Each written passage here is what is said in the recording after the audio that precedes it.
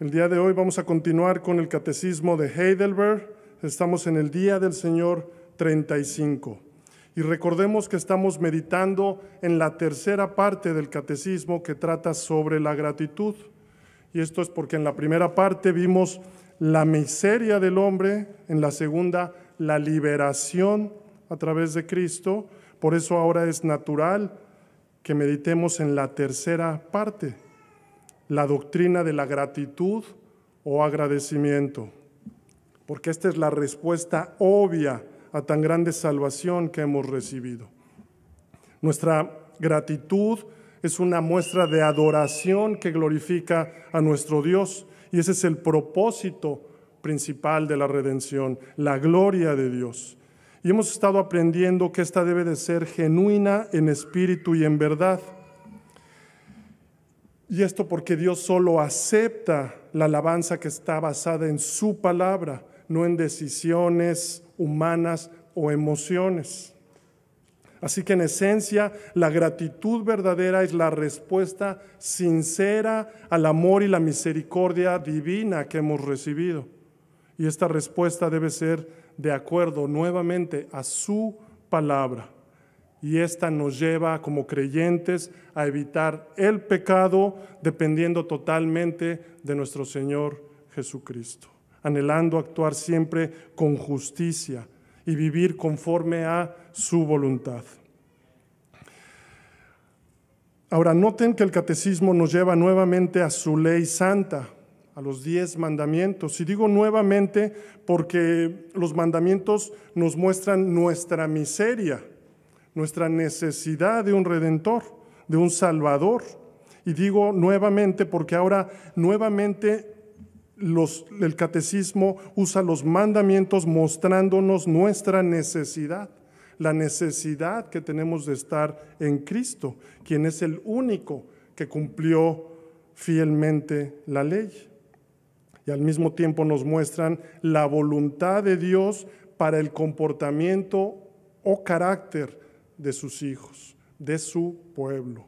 De hecho, cuando son liberados de la esclavitud, lo siguiente que sucede es que se les entrega la ley al pueblo, de tal manera que ellos iban a verse diferentes, apartados.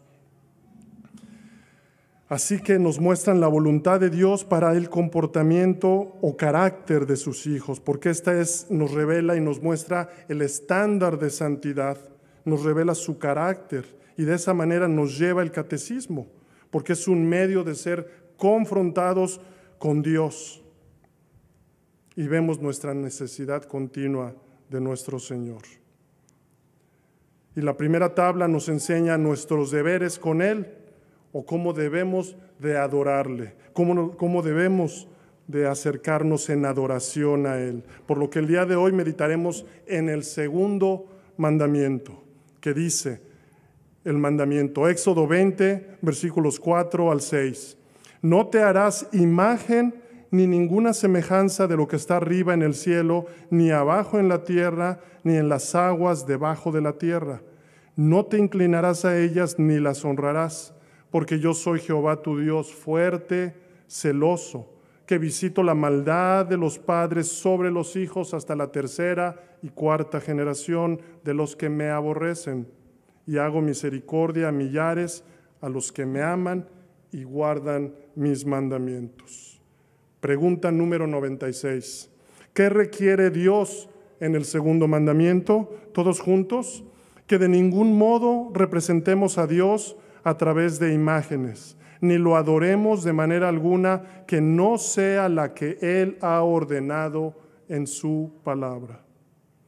Vemos dos cosas incluidas en el segundo mandamiento, mis hermanos. Primero, es una prohibición clara a formarnos una imagen del Dios Todopoderoso. Y es una prohibición a que lo hagamos mediante figuras o imágenes físicas. Y número 2, es una exhortación a la obediencia. Y es que funciona como protección para el pueblo de Dios, mediante un llamado a conocerlo verdaderamente, para no formarnos ideas mentales incorrectas de Él. Por eso el catecismo agrega que esta imagen de Dios que debemos de tener debe de ser de acuerdo a su palabra. Mis hermanos, Dios es el autor de todo lo creado y Él es incomparable a cualquier cosa creada. Él es el soberano, todopoderoso y creador del cielo y de la tierra. Y no hay forma alguna en que pueda ni deba ser representado. El salmo que leímos hoy nos lo recordaba claramente en los primeros 7 versículos. Isaías dice: ¿a qué pues haréis semejante a Dios? ¿O qué imagen le compondréis? El artífice prepara la imagen de talla, el platero le extiende el oro y le funde cadenas de plata. El pobre escoge para ofrecerle madera que no se apolille. Se busca un maestro sabio que le haga una imagen de talla que no se mueva, dice el profeta. En este pasaje él dice que Dios es imposible de representar por medio de una imagen. E irónicamente hace una pregunta: ¿a qué pues haréis semejante a Dios? ¿O qué imagen le compondréis? Mis hermanos, en este versículos y en este mandamiento vemos la importancia que debemos de poner en conocerlo, para así adorarlo como ha ordenado en su palabra, como el creador desde el principio de todas las cosas. Isaías 40:21, ¿no sabéis? ¿No habéis oído? ¿Nunca os lo han dicho desde el principio? ¿No habéis sido enseñados desde que la tierra se fundó? El profeta está haciendo referencia a la creación, al Génesis, a la creación ex nihilo por la palabra poderosa creadora de Dios. El versículo 22 continúa: Él está sentado sobre el círculo de la tierra, cuyos moradores son como langostas. Él extiende los cielos como una cortina, los despliega como una tienda para morar. Él convierte en nada a los poderosos, y a los que gobiernan la tierra hace como cosa vana, como si nunca hubieran sido plantados, como si nunca hubieran sido sembrados, como si nunca su tronco hubiera tenido raíz en la tierra. Tan pronto como sopla en ellos, se secan, y el torbellino los lleva como hojarasca.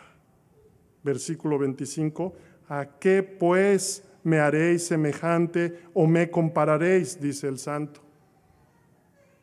Este pasaje es una explicación breve y poderosa de quién es Dios en comparación de cualquier cosa creada en su creación finita. Y hacer cualquier representación del Dios invisible y santo es una contradicción, y es el corazón mismo de la idolatría. Pero también hacerse una imagen mental incorrecta de Dios también lo es.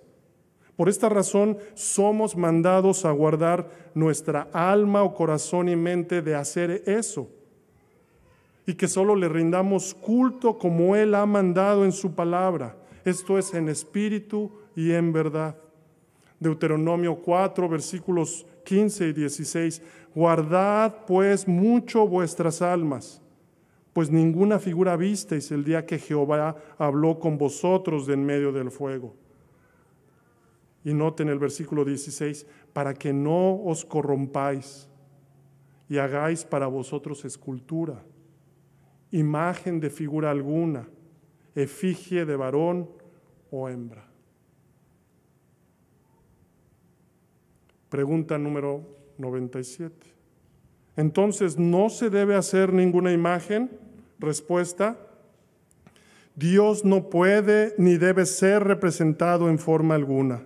Sin embargo, a pesar de que las criaturas sí pueden ser representadas, Dios prohíbe hacer o poseer cualquier semejanza de ellas para adorarlas o para servir a Dios a través de ellas. El catecismo ahora pregunta: ¿no es lícito hacer ninguna imagen? Y contesta: ni podemos ni debemos representar a Dios de ninguna manera. Y el catecismo agrega: aún en el caso de que fuese lícito representar a las criaturas, Dios prohíbe hacer o poseer ninguna imagen destinada a ser adorada o empleada en su servicio. El escritor del Catecismo, Zacarías Ursinus, comenta que el segundo mandamiento no prohíbe la existencia de imágenes, ya que el arte visual, como la pintura y la escultura, es un don de Dios útil para el embellecimiento y la memoria. La Biblia muestra ejemplos de imágenes en el tabernáculo y el templo ordenadas por Dios mismo, como los querubines y figuras decorativas. Sin embargo, lo que sí prohíbe el mandamiento es el uso incorrecto de las imágenes, es decir, cuando se hacen con el propósito de representar o adorar a Dios o a criaturas, lo que se consideraría idolatría. Esto es lo que hicieron los israelitas con el becerro de oro, representando según ellos a Dios. Y es también lo que hace el católico romano, adorando a criaturas, a hombres, a santos como a María y a otros tantos que tienen. Poner en un lugar a criaturas, cuando solo ese lugar le corresponde al único Dios verdadero, al Todopoderoso y Soberano. Así que en resumen, el problema no está en tener imágenes, sino emplearlas como objeto de culto, desviando la adoración que solo le pertenece a Dios. Y esto está basado en dos razones principales. Primero, mantener la adoración a Dios en su pureza, sin sustituciones materiales. Y segundo, que nos lleve a profundizar en la naturaleza de Dios, que es espíritu. Es decir, sin cuerpo e infinita, lo que hace imposible representarlo mediante imágenes físicas, sin que pequemos reduciendo su gloria y majestad. Al intentar nosotros representarlo por medio de figuras o imágenes, vamos a pecar, porque es imposible representarlo y terminaríamos por reducir o minimizar su gloria y majestad. Así que el problema no es la existencia de imágenes, sino usarlas creyendo que lo adoramos a Él. Números 33, 52. Echaréis de delante de vosotros a todos los moradores del país y destruiréis todos sus ídolos de piedra y todas sus imágenes de fundición y destruiréis todos sus lugares altos. El mandato al pueblo es muy claro.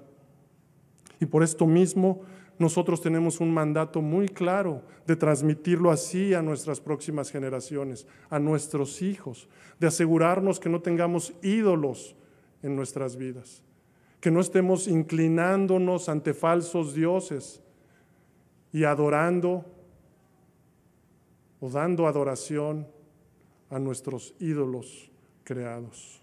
Debemos enseñar a nuestros hijos quién es nuestro Dios soberano y todopoderoso, y lo debemos hacer con la ayuda de las Escrituras.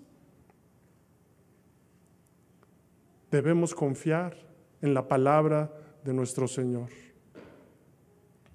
en el poder del Espíritu Santo. Pregunta número 98. ¿Pero no se podrían tolerar las imágenes en las iglesias como si fueran libros para enseñar a los ignorantes? Respuesta: no.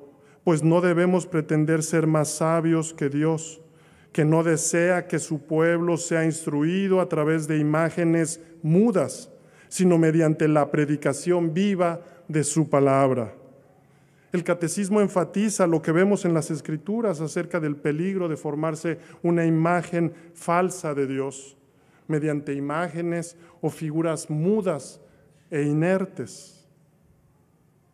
Y agrega que no pretendamos ser más sabios que Dios, queriéndole ayudar con estas imágenes, sino que escuchen, mis hermanos, nuevamente, confiemos en su palabra poderosa, la cual es viva y eficaz, por lo que el mandamiento y el catecismo nos apunta a que el medio que Dios ha elegido para la instrucción de su pueblo sea la predicación viva de su palabra. Creo en el Espíritu Santo. Romanos 10, Versículo 14. ¿Cómo pues invocarán a aquel en el cual no han creído? ¿Y cómo creerán en aquel de quien no han oído? ¿Y cómo oirán sin haber quien les predique? La predicación del Evangelio por medio de la palabra nos lleva a Cristo. Y este mandamiento en una forma hermosa apunta a eso. Así que mis hermanos, seamos obedientes, enseñando y predicando a los más chicos y aún a los que están en ignorancia la palabra que nos lleva al Salvador. Y hermanos, creamos en la palabra de Dios y en su promesa incluida en este mandamiento al final. Éxodo 20, versículo 6. Y hago misericordia a millares, a los que me aman y guardan mis mandamientos. Y al mandamiento al cual se refiere es a eso. A que en fe, confiando en la palabra poderosa, en el poder del Evangelio, así enseñamos a nuestros hijos y los instruimos en el conocimiento y el temor de nuestro Dios.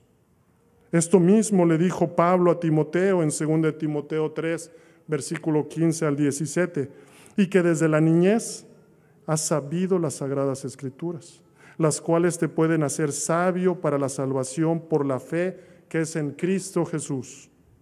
Toda la escritura es inspirada por Dios y útil para enseñar, para redarguir, para corregir, para instruir en justicia, a fin de que el hombre de Dios sea perfecto, enteramente preparado para toda buena obra. Busquemos en obediencia, adorar en espíritu y en verdad a nuestro Dios y Salvador.